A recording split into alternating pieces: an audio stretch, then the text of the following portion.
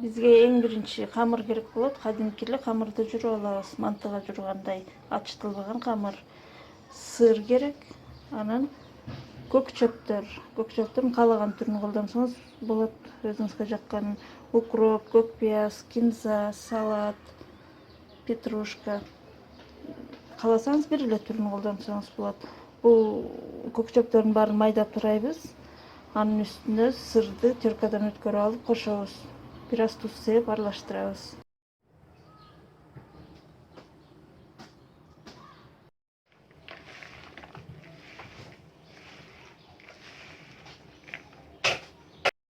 Камырды жука кылып жайып алабыз. Анан тегерек кылып кесип алабыз.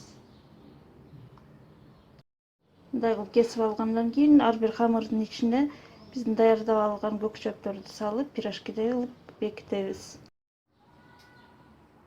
Сковородканы какшытып алып, пирожкилерди салабыз. Май куйбай какшыган сковородкага үстүн жаап коебуз да бетинен бышырабыз.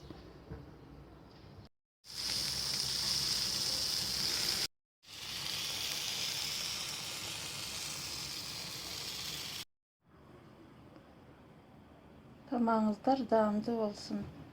Ушундай даамдуу нерселер жасап, жакындарыңыздын көңүлүн алыңыз.